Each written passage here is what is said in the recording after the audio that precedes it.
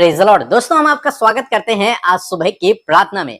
और आज मैं आपसे बात करना चाहता हूं कि प्रभु परमेश्वर आपको धन संपत्ति प्राप्त करने की शक्ति और सामर्थ्य से भरेगा। वो आपकी धन संपत्ति पर आशीष देगा। जैसे कि आप सभी लोग जानते हैं कि हमें से हर एक व्यक्ति अपने जीवन में आगे बढ़ना चाहता है, अपने जीवन में धन संपत्ति को कमाना चाहता है ताकि उसके जीवन में कोई घटी कमी न रहे। और ये गलत बात नहीं है, सही है। हर कोई अपने जीवन में आगे बढ़ना चाहिए ताकि उसके जीवन में कोई भी घटी कमी न रहे और उसके पास भरपूरी से हो, ताकि हर वक्त वो परमेश्वर के कार्यों को, दूसरों की मदद को और अपनी जरूरतों को पूरा कर सके। लेकिन इस धन संपत्ति को हम अपने बल, शक्ति, ज्ञान, बुद्धि, समझ से प्राप्त नहीं कर सकते, बल्कि ये धन संपत्ति परमेश्वर ही हमें देता है। परमेश्वर ही उस सामर्थ्य को आपको और मुझे, अपने लोगों को देता है ताकि वो उसके द्वारा उस धन संपत्ति को प्राप्त कर सकें। एक वचन हम लोग पढ़ेंगे, व्यवस्था विवरण की किताब उसका 8 अध्याय और 18 पद, जहां पर कुछ इस प्रकार से लिखा है, परंतु तू अपने परमेश्वर यहोवा को स्मरण रखना,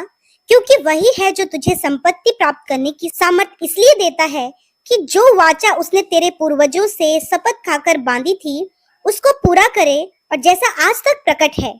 आमीन। दोस्तों, यहाँ पर हम देखते हैं परमेश्वर का वचन कहता है कि तू अपने परमेश्वर को याद रखना, क्योंकि वही है जो तुझे संपत्ति प्राप्त करने की सामर्थ्य देता है।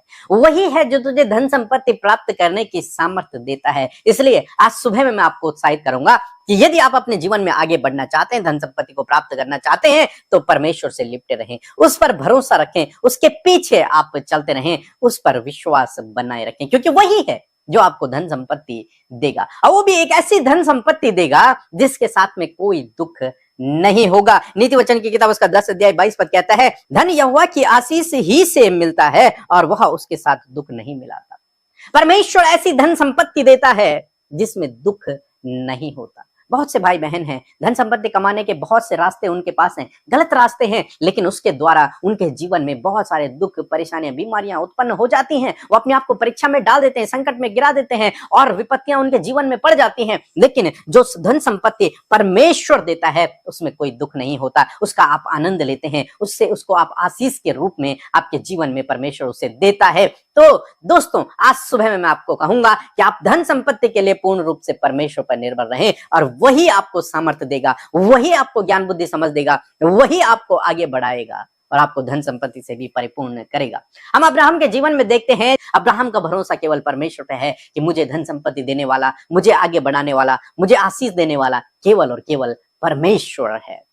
और परमेश्वर उससे वादा करता है कि तेरा अत्यंत बड़ा प्रतिफल मैं हूं। दोस्तों, आज सुबह में मैं आपको उत्साहित करूंगा कि धन संपत्ति प्राप्त करने के लिए कोई गलत रास्ता न अपनाएं, किसी दूसरे को न लूटें, बल्कि संपूर्ण हृदय से परमेश्वर पे भरोसा रखें। अब्राहम की तरह वो आपको धन संपत्ति प्राप्त करने की शक्ति और सामर्थ्य देगा, ज्ञान, बुद्धि, समझ देगा, आपको आगे बढ़ाएगा और जो कुछ वो आपको देगा उसमें वो आपको दुख नहीं देगा, बल्कि जो कुछ आपके पास होगा उसमें आप आशीषित होते चले जाएंगे, बढ़ते चले जाएंगे और आनंद और खुशी का जीवन व्यतीत करेंगे। तो इसलिए परमेश्वर पर निर्भर रहें धन संपत्ति के लिए। वो आपसे वादा करता है कि आपको धन संपत्ति प्राप्त करने की शक्ति, सामर्थ्य परमेश्वर देगा और वो उसमें दुख आपको नहीं देगा। सो प्रभु आपको इस वचन के द्वारा बहुत आयत से आशीष दे।